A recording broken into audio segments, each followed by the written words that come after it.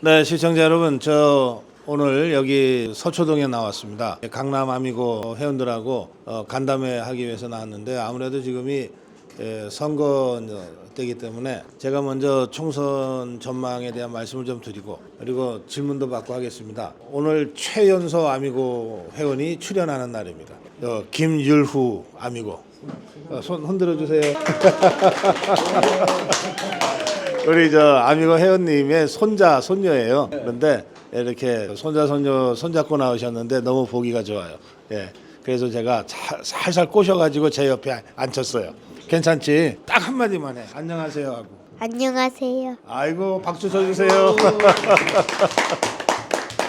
이제 선거가 한 40여일밖에 안 남았어요. 지금 저도 사실은 말을 굉장히 아끼고 있는데 이 말이 너무 빨리 나가가지고 또 이게 잘못될 수도 있어서 제가 굉장히 조심하고 있습니다. 그런데 아주 객관적으로만 말씀드리면 지금 우리 국민의힘 쪽 그리고 자유파 쪽이 전체적으로 상승세를 타고 있어요. 그리고 저 더불어민주당 종북주사파 쪽은 지금 추락하고 있는데 앞으로 추락할 일이 더 많이 생길 것 같아요. 예, 그래서 일단 그 뭐 데드 크로스, 골든 크로스라 그러죠. 우리가 쭉 뒤처지다가 일단 우리가 앞질러 하는 데는 성공했어요. 일단 역전은 시킨 것 같은데 이 추세가 앞으로 계속 더 벌어질 것 같아요. 이제 이렇게 제가 말씀드리는 이유는 몇 가지 있어요. 첫째는 이제 우리 쪽을 보면 제가 이렇게 현장을 계속 다니잖아요. 후보들을 계속 만나잖아요. 다들 너무 절박해. 이번에 지면 진짜 큰일 난다. 이런 생각들을 다들 해요. 후보들도 하고 후보 캠프에 있는 사람들도 하고 또 우리 아미고 회원들 자유파 국민들이 다 해요. 우리가 7년 전에 박근혜 대통령을 탄핵당해가지고 잃어버린 그 정말 아픈 그 경험들이 있잖아요. 그 트라우마가 있어요. 그런데 저 종북주사파들이 하는 짓을 보니까 이번 선거에서 지면 윤석열 대통령도 탄핵 당할 것 같은 거야. 또 실제로 저 좌파들이 막 탄핵 얘기를 대통령 취임도 하기 전부터 시작했잖아요. 촛불 들고. 그래서 이번 선거에서 지면 박근혜 대통령에 이어서 윤석열 대통령까지 잃어버릴 수 있다. 그렇게 되면 정말 암흑천지가 된다. 이런 절박한 위기의식이 있는 것 같아요. 그래서 우리가 4년 전에 그 뼈아픈 경험들이 또 있잖아요. 황교안이 대표할 때의 그 선거 정말 분위기 좋았다가 공천 잘못하는 바람에 완전히 망가지고 그냥 추락해서 대참패를 당했단 말이에요. 그때의 그 잘못을 다시 범하면 안 된다. 다들 그래서 조심하는 분위기예요. 예, 그래서 사실 4년 전 같으면 8년 전 같으면 이미 뭐 크게 막 그 사고도 터지고 사달이 날 것 같은 그런 일들도 지금 이번 선거 경우에는 거의 말썽 없이 분기 없이 지금 잘 넘어가고 있어요. 예를 들어 볼게요. 4년 전에 그 김태호 어려운 데 가라 그랬는데 나 고향 가겠다 그래가지고 결국은 당하고 입장이 갈라지는 바람에 탈당해서 무소속 출마를 해서 거창에 출마해 갖고 당선됐거든요. 그러니까 그때 엄청 시끄러웠어요. 또 홍준표 끝까지 버텨가지고서 양산 간다고 그러다가 양산 안 되니까는 대구까지 가갖고서 무소속으로 당선돼서 우리 당에 다시 들어오기는 했지만 그때 그게 얼마나 시끄러웠어요. 그런 것 때문에 뭐 수십석 날아갔을 수가 있어요. 근데 이제 이번에는 김태호가 당의 지역구 조정 얘기가 나오자마자 딱 받아들이잖아요. 그래가지고 양산을로 지금 내려갔잖아요. 그러니까 양산을에 있던 후보들이 당의 그런 선거구 조정에 따라서 다른 지역에 김태호가 왔는데 바로 승복하고 분란 없이 지금 양산을 지역구가 조정돼 버렸잖아요. 그러니까 그런 식이에요 지금. 근데 이게 웬만큼 절박한 위기의식이 없으면 그러니까 평소 같으면 참 말썽이 많이 날 수 있는 그런 사안이었던 거죠. 그런 식으로 서병수가 낙동강 벨트의 허리에 해당되는 부산 북강서 갑에 딱 가고 아무 문제 없잖아요. 그런 식으로 해서 우리 입장에서는 우리도 자원이 제한돼 있잖아요. 출마자들이 제한돼 있는데 그걸 최대한 적재적소의 자원을 재배치, 재분배하는 식으로 지금 조정이 이루어지고 있어요. 근데 강남을 같으면 뭐 박진이 나가나 이인모가 나가나 뭐 당선되는 거는 거의 확실시 되잖아요. 그런데 박진도 어려운 서대문을로 갔잖아요. 또 이인모도 대통령 비서관 이 사람도 다른데 어디든 보내주면 가겠다 그러잖아요. 그러면 강남을은 누구나 공천받아서 되는 지역인데 이 지역은 아마도 영입한 사람들 중에 좀 지역 경쟁력 선거 안 치러봤기 때문에 지역 경쟁력이 좀 약한 사람 그런데 굉장히 필요한 사람을 아마 공천을 하게 될 거예요. 그러면 우리는 강남을로 박진희하고 이인모가 그냥 격돌을 했으면 둘 중에 하나는 공천에서 떨어지고 뭐 이긴 사람은 되겠지만 그 한석 얻는 거예요. 근데 그건 누가 나가도 얻는 한석을 얻는 거예요. 근데 이렇게 해서 박진희 서대문을로 가고 이인모가 다른 수도권에 가고 하면 좌파한테 뺏길 의석 2개를 우리가 가져오는 거 아니에요. 그러니까 이런 식으로 지금 우리 쪽 공천이 이루어지고 있어서 전체적으로 상승세를 잘 타고 있습니다. 이제 다만 지금 공관위원회가 이철규를 빼놓고는 선거 경험이 없는 사람들이에요. 이철규나 장동혁 사무총장이 당연직이니까 들어가는데 이철규 인재영입위원장이나 장동혁 사무총장 빼놓고는 거의 다 외부 인사들이기 때문에 선거를 뛰어본 경험이 없어요. 정치를 잘 모르는 사람들이라고 할 수 있어요. 또 지금 비대위원회 한동훈 위원장을 비롯해서 그 비대위원들 전원이 정치 잘 모르고 선거 해본 적이 없는 사람들이에요. 그러다 보니까 전체적인 흐름, 총론적인 흐름을 만들어가는 것은 잘하는데 지역으로 들어가면 디테일에서는 조금 허점을 보일 때가 있어요. 예를들면은 제가 어제 그저께 문제 제기해서 이제 바로 잡아졌는데 경남 사천 김해, 사천 남해 하동 같은 지역이요. 이런 지역은 이게 지역 사정을 정말 잘 몰라서 생긴 실수다라고 제가 봤기 때문에 문제 제기를 했고 하루 만에 이게 고쳐졌어요. 그러니까 그런 식으로 잘못할 수 있잖아요. 사람이니까 문제는 이게 문제가 있다고 지적했을 때 그걸 바로 잡으면 되는 거거든. 그런 식으로 해서 지금 국민의힘은 크게 지금 공천을 상당히 원만하게 또 아주 예술적으로 잘 승화시키면서 가고 있어요. 그러니까 당연히 상승세가 되는 거예요. 지지율이 올라갈 수밖에 없어요. 또 윤석열 대통령도 그런 얘기 하잖아요. 지금 총선 승리에 가장 절박한 사람은 아마도 윤석열 대통령일 거다. 대통령 2년 해보니까 누구보다도 절실히 느꼈을 거예요.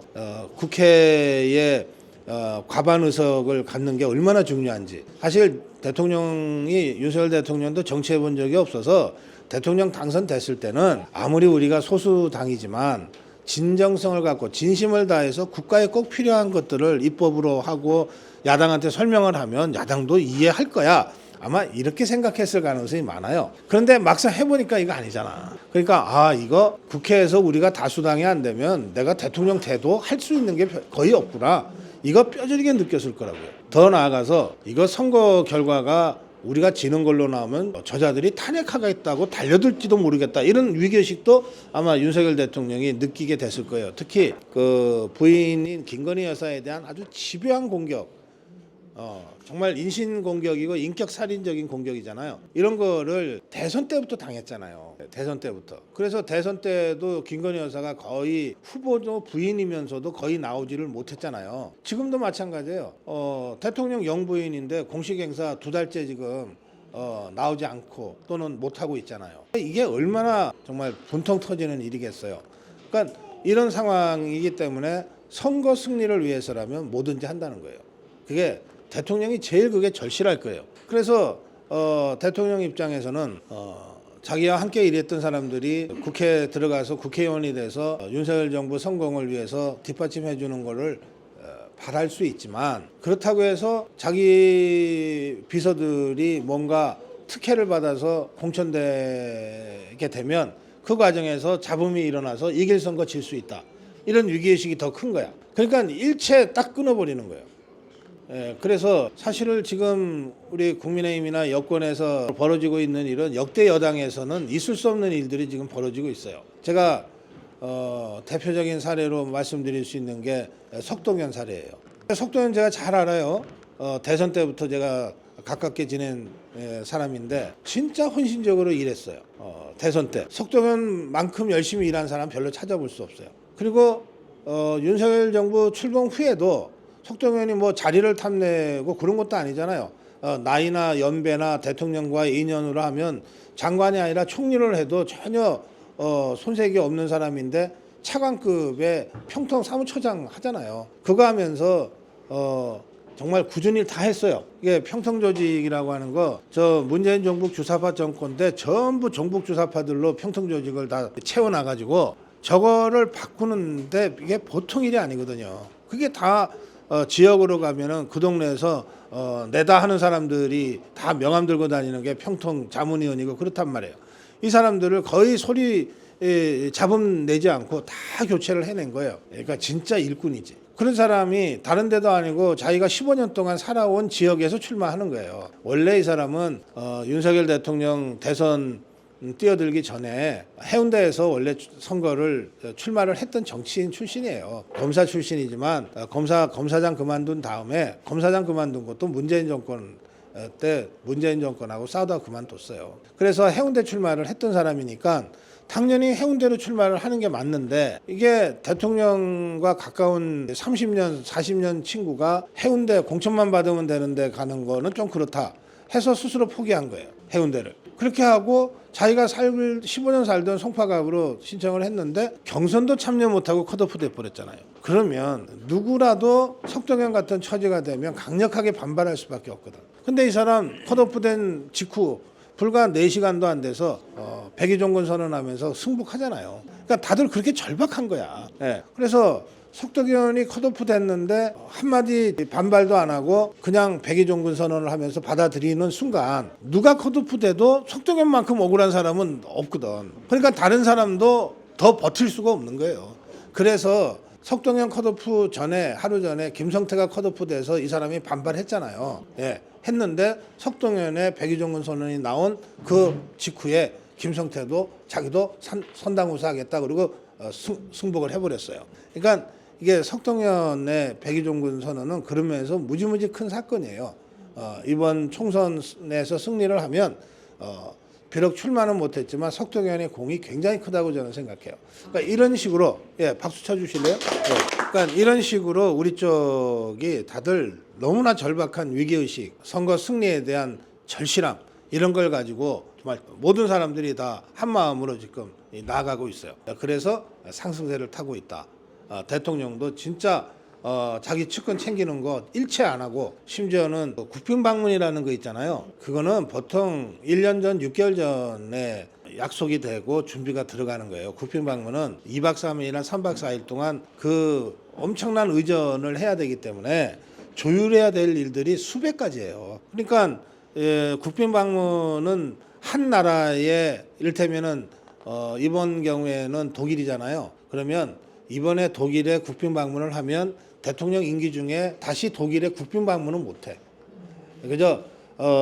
대통령이 임기 중에 그 나라 해당 나라에 국빈 방문은 한 번 하는 거예요. 그러니까 미국은 이미 국빈 방문을 했기 때문에 대통령이 임기 끝날 때까지 미국에는 다시 여러 번 가겠지만 국빈 방문으로는 이제 못 가요. 외교 관례상 공식 방문을 가거니 뭐 실무 방문을 가거니는 할 수 있겠지만 그러니까 국빈 방문이 그만큼 외교적으로 중요한 거거든. 그래서 준비가 많아요. 최소 6개월 이상 준비를 해야 돼. 근데 해온 거예요. 해왔는데 선거 앞두고 다시 이 외유를 간다 하면 야당이 이거 가지고서 엄청 공격할 것 같거든. 지난번에 네덜란드 갔을 때 그 공격받았던 거 있잖아요. 응? 그런데다가 국빈 방문은 의전상 김건희 여사와 함께 가는 거가 정상적이거든. 김건희 여사와 함께 가는 게 정상적인데 뭐 싱글이라면 몰라도. 그런데 지금 김건희 여사가 다시 국빈 방문을 하면은 2박 3일 동안 또는 3박 4일 동안 여기서 출발할 때부터 그리고 영국 독일만 가는 게 아니라 그다음에 데마크 있잖아요. 공식 방문. 그러면 김건희 여사가 국빈 방문하는 독일만 가고 다시 혼자 돌아와요? 그것도 웃기잖아요. 그러면 이제 덴마크까지 가면 적어도 6박 7일 정도의 일정을 대통령과 함께 소화를 해야 되는데 그게 너무나 정상적이죠. 자연스럽죠. 그런데 그거를 언론에서 계속해서 뉴스를 할 텐데 그때마다 김건희 여사가 그러면 대통령 뒤로 숨어야 돼요? 계속 노출될 거 아니에요. 그럼 그거 갖고 저것들이 온갖 공격을 하면서 트집을 잡을 거라는 거예요. 그럼 이게 선거에 우리한테 도움이 안 될 거다라고 생각을 한 것 같아요. 그러니까 이거 포기한 거예요. 미룬 거예요. 그러니까 대통령이 할 수 있는 거의 모든 것 사실은 120% 이상 하고 있는 거예요. 대통령이. 그래서 이런 대통령의 그 선거 승리에 대한 열망, 절박함 이런 것들이 집권당에 다 지금 공유가 돼 있어요. 그래서 공천을 하다 보면 억울한 사람들이 안 생길 수는 없거든. 제가 가까이 아는 많은 사람들, 아미고 회원들 중에도 억울하게 컷오프 당한 사람들이 계속 나오고 있어요. 근데 그 사람들도 다 승복하고 있는 거예요. 전체의 승리를 위해서. 그러니까 우리가 그런 면에서 앞으로도 이제 공천 막바지인데 크게 문제가 될 일은 없을 거다라고 보는 것이고요. 뭐 현역 의원이 컷오프가 돼도 감히 이 흐름 속에서는 뭐 덤벼들지 못할 거다 이렇게 보는 것이고요. 이렇게 흐름을 잘 만들어 왔기 때문에 선거 때까지 정말 돌발 사고만 없으면 좋은 흐름을 잘 유지해 갈 거다 이렇게 봐요. 반면에 우리한테는 이제 선거는 상대가 있는 거니까 우리가 잘해서 이길 수도 있지만 우리가 별로 잘 못해도 상대가 더 못해 갖고 우리가 이기는 경우들이 많아요. 근데 지금 우리는 잘하고 있는 거예요. 그리고 저쪽은 어떤 면에서는 최악이라고 할 수 있어요. 우선 이 이재명이는 제가 느끼기에 선거 승리를 포기한 것 같아요. 이게 선거에서 이기려면 내부를 단단하게 결속하고 이탈이 없어야 되거든. 그리고 지역에 경쟁력이 있는 사람들을 마음에 안 들어도 공천을 줘야 되는 경우예요. 예컨대 뭐 홍영표, 부평갑 같으면 대우자동차가 있는 곳이에요. 대우자동차 노조위원장 출신인 홍영표가 거기서 지금 5선인가 하고 있거든요. 4선인가 5선인가 하고 있어요. 그럼 4선이면 그냥 이 친구 공천을 주면 상당히 당선 가능성이 높아져요. 그런데 이 홍영표가 사사건건 이재명이랑 맞짱을 뜬 사람이거든. 지난번 당 대표할 때도 홍영표한테 질 뻔했단 말이에요. 송영길이가. 그런 식으로. 그러니까 눈에 가시처럼 걸리니까 얘 이번에 날려야 되겠다 이렇게 결심한 것 같아요. 그래서 홍영표를 날리려고 하다 보니까 엄청난 무리수를 쓸 수밖에 없어요. 그러면 홍영표는 이 더불어민주당 안에서 이재명이보다도 적어도 20년 전부터 더불어민주당에서 정치를 해온 사람이야. 이재명이는 이제 더불어민주당에 들어간 지가 2년인가 3년밖에 안 되는 사람이야. 그러니까 홍영표가 이재명한테 그렇게 잘리고 물러나서 그냥 승복하고 이럴 수가 없는 거예요. 그러니까 홍영표 반발하지. 반발하니까 시끄러워지는 거고, 그런데도 자르면 어떻게 되냐면 홍영표는 당연히 튀어나가요. 튀어나가는데 무소속으로 나가면 별로 위력이 없지만 저기 딱 가기 좋은 이낙연 신당이 기다리고 있잖아. 그러니까 이낙연 신당 쪽으로 당연히 가겠죠. 지금 이렇게 이재명이가 공천 학살을 할 때 학살 당하는 비명계하고 친문계, 홍영표 같은 사람 한 40~50명이 이낙연 신당 쪽으로 갈 수도 있다는 전망도 나와요. 근데 이게 참 재밌는 게 이낙연이가 이준석이랑 손을 잡았잖아요. 그러다가 이것들이 돈 6억 6천만 원 때문에 갈라졌잖아. 그러니까 이게 같이 모여 있으면 홍영표나 이런 자들은 절대 거길 못 가요. 이준석이 때문에 못 간다고. 더구나 법적 대표가 이준석으로 돼 있으니까 아무리 상황이 어려워도 이준석이 똘마니를 할 수는 없거든, 이런 자들은. 근데 마침 이낙연이가 이준석이를 차버렸잖아요. 그러니까 이제 홀가분해진 거야. 그래서 40~50명 가까운 이탈자들이 이낙연 신당으로 갈 가능성이 많아졌어요. 동시에 이게 이제 이준석이가 이낙연이랑 함께 있으면 우리 표도 상당히 잠식할 거예요. 근데 이게 잘라졌잖아. 떨어져 나갔잖아. 그래서 완전히 이준석이가 찌그러져 버렸잖아. 그러니까 이준석이가 우리 표를 잠식할 힘이 약화돼 버린 거야. 거의 없어져 버린 거예요. 그러니까 이준석이는 따로 뭔가를 하겠지만 이준석이가 우리 표를 잠식할 가능성은 별로 없고, 이낙연이는 새가 더 커져요. 그래서 이낙연이가 우리 표 잠식할 일은 없잖아. 이낙연이는 잠식한다면 더불어민주당 표를 잠식하는 거야. 이 상황을 많이 아는데도 불구하고 이재명이가 무리해서 비명계나 친문계를 지금 치고 있잖아요. 그럼 이건 뭐냐? 얘는 선거를 이기려고 하는 생각을 안 하는구나. 이기려고 하면 이렇게 할 수가 없는 거거든. 그럼 얘는 뭘 노리고 있을까? 지더라도 일당은 한다는 거야. 이재명의 계산이 선거 지더라도 한 80석, 100석 정도의 일당은 자기들이 제1야당은 할 수 있다 이거야. 그리고 이 80석이나 100석의 이 더불어민주당을 확실하게 100% 개딸들로 채워놓으면 자기를 쫓아내지는 않을 거 아니냐 이거야. 그럼 자기는 제1야당 당대표 하면서 국회의원 배지 달고 방탄해 가면서 다음 대선 노리면 된다. 이 계산이야. 그러니까 이재명이는 아주 사악한 자이기 때문에 더불어민주당이 또는 종북주사파 전체 입장에서도 이재명이는 예측 불허인 거예요. 저자가 저렇게 이 종북주사파 더불어민주당이 총선 승리 안 해도 돼. 나는 확실하게 내 세력만 챙기면 돼. 그 세력만 갖고 있으면 내가 2027년 대선에 한 번 더 도전할 수 있어. 이게 이재명식 계산법이에요. 근데 내가 보기에는 이게 아주 현실적인 계산법이야. 만약에 이재명이가 친문계도 안고 비명계도 안고 어떻게든 총선 이기려고 그러면 총선도 못 이기고 일당은 하겠지만 그중에는 이재명 반대하는 세력들도 다수 들어와 있는 당이 될 거예요. 그런데 어쨌든 선거는 지는 거잖아. 그렇죠? 지금 뭐 지것들이 170석 가까이 돼 있다가 한 140석, 130석으로 떨어진 거면 선거 패배잖아. 그러면 선거 끝난 다음 날부터 이재명 물러가라고 비명계나 친문계가 떠들게 돼 있거든. 그러니까 이재명으로서는 아주 현실적인 선택을 한 거죠. 80석 해서 선거에서 지더라도 이재명이더러 책임지고 물러가라고 할 사람은 없는 그런 확실한 이재명 사당을 자기가 이번에 만들겠다는 거야. 그리고 그 당에서 자기를 방탄해 줄 거고 그 당의 대통령 후보로 다시 대선에 나가면 되지 않냐 이런 계산을 이재명이가 하고 있어요. 그래서 우리 입장에서는 우리가 이거를 인위적으로 만드는 건 아니지만 우리 입장에서 볼 때는 더 이상 좋은 정치 환경은 없다. 그런 얘기입니다. 그래서 앞으로 더불어민주당에서는 그 이재명 세력이 개딸들이 비명계나 친문계를 학살하는 일들이 벌어질 텐데 그게 하나하나가 다 사고고 분란이고 엄청난 충돌이고 그렇게 돼요. 왜냐하면 국회의원은 초선 의원이라도 버티면은 버틸 힘이 있어. 헌법기관이기 때문에. 근데 지금 이재명이 치려고 하는 세력은 다 3선, 4선, 5선들이에요. 당장 엊그저께 탈당한 김영주 이게 여성 4선 국회의원이고 현직 국회 부의장이잖아요. 그러니까 탈당해버리는 거야. 그러면 이게 충격이 있는 거거든. 누군지도 모르는 사람이 조용히 탈당하는 게 아니란 말이에요. 그리고 이 사람들이 탈당하면 자기가 탈당을 하는 정당한 이유를 설명하면서 탈당하게 돼 있잖아. 그럼 그 정당한 이유를 설명하려면 이재명이 나쁜 놈 이럴 수밖에 없는 거야. 이재명이가 이렇게 사악하고 나쁜 짓을 해서 내가 어쩔 수 없이 탈당한다. 이렇게 자기를 정당화시켜야 되는 거잖아. 지금 모든 사람들이 그렇게 하고 있는 거예요. 그래서 앞으로 더불어민주당 안에서는 이런 식의 분란이 끊임없이 벌어질 것이다.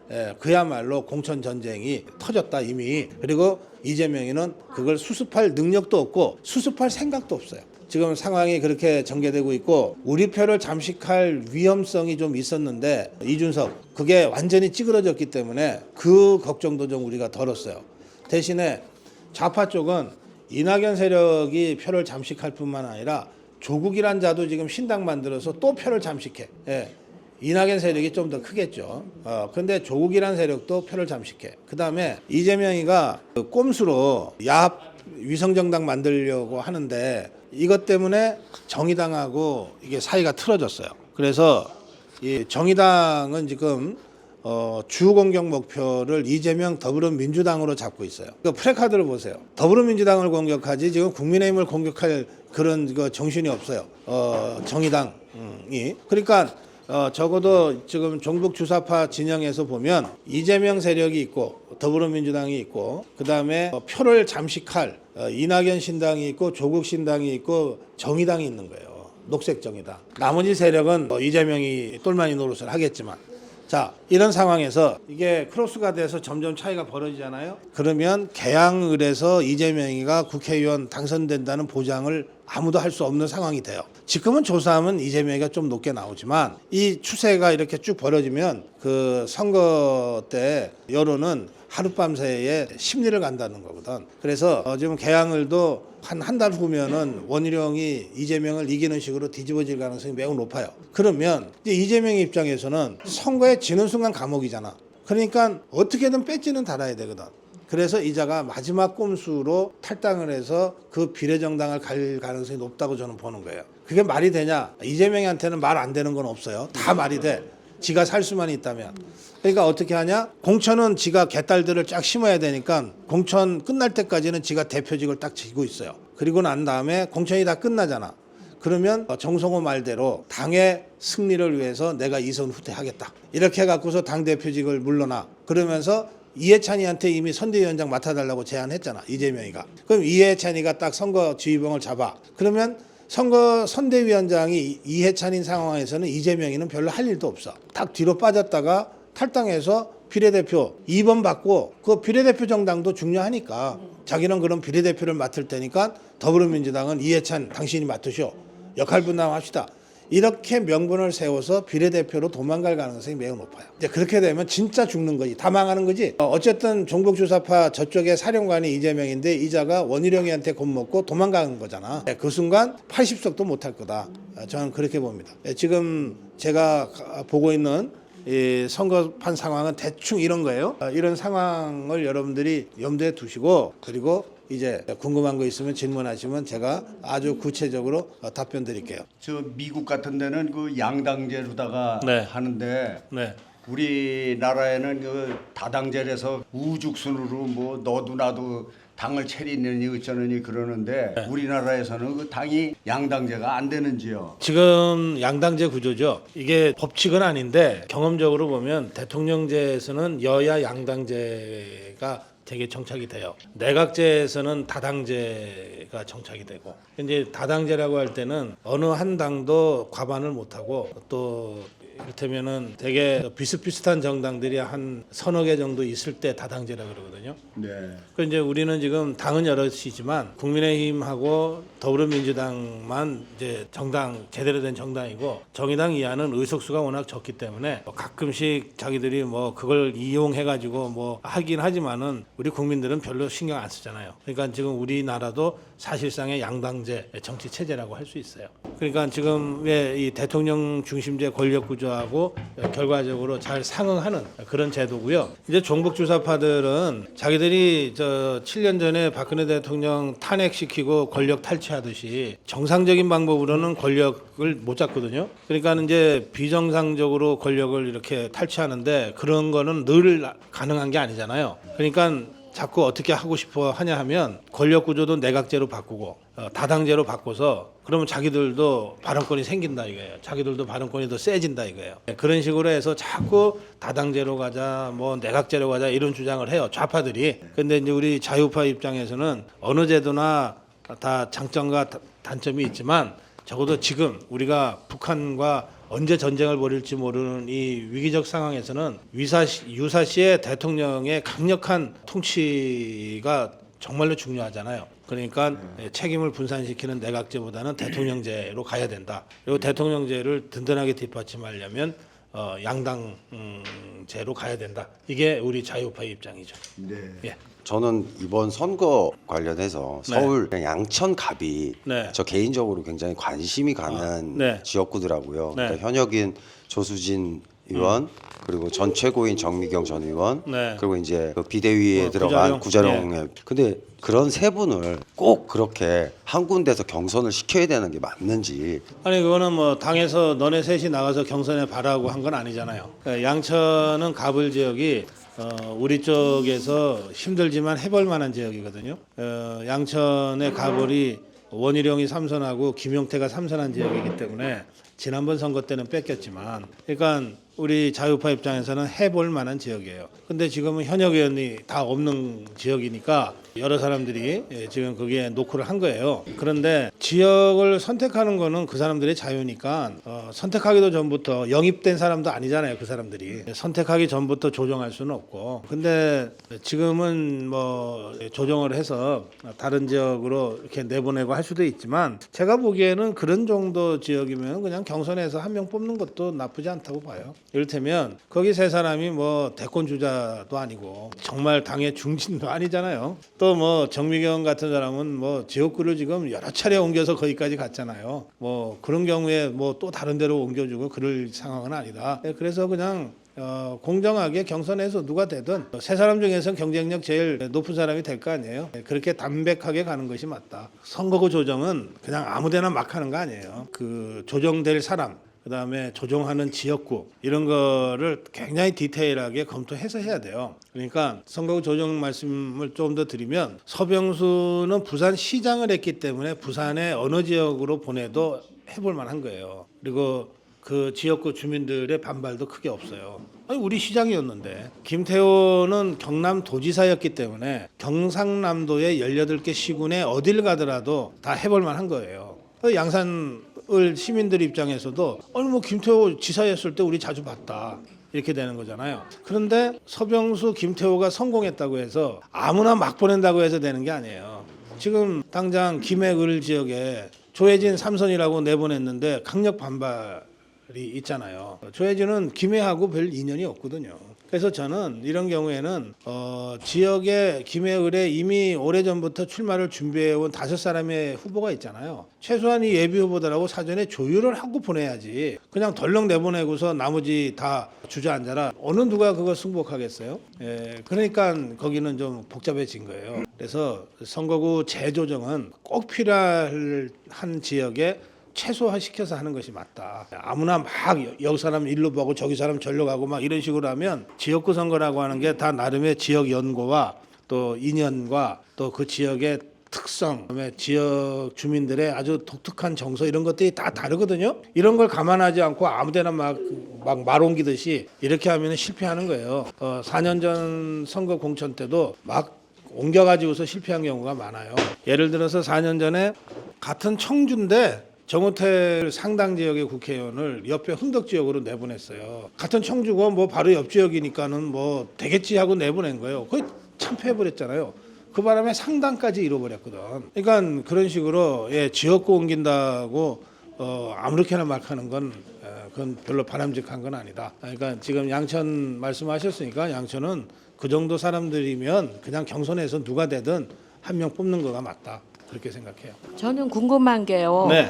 조국 2심에서도 왜 법적 구속을 안 하는지. 조국이를. 네, 법정 구속을 네네. 시켰으면 정말 통쾌하고 딴소리 못했을 텐데 시끄러울까봐 그렇게 하시는 건지 하고, 그다음에 이재명이도 마찬가지인데 왜 못 잡아놓는지 그게 제일 궁금합니다. 저도 이해가 안 돼요. 조국이가 2심에서도 1심과 똑같이 2년형이 나왔기 때문에 저건 대법원에서 뒤집힐 가능성이 거의 없어요. 대법원에서 확정이 돼야 확정이 되는 거니까 아직은 무죄 추정의 원칙이 적용이 되지만 그래도 어쨌든 1심 2년, 2심 2년 똑같이 나왔으면 대법에서 뒤집힐 가능성은 거의 없다고 보고 되게 법정 구속을 하는 거거든요. 그러니까 재판부가 좀 이상한 거예요. 아직도 김명수 때의 여기저기 좌파 판사들이 그래서 조국이를 아직 안 잡아놓고 있는 것 같아요. 그러니까 저거는 사법부 개혁을 통해서 저런 잘못된 판결을 하는 판사들을 빨리 쏟아내야 돼요. 그다음에 이재명 부분은 조금 복잡한데요. 이제 이재명이를 지금 잡아놓아야 될 이유는 한 100가지도 넘어요. 근데 지금 잡아놓으면 이재명이한테 사실은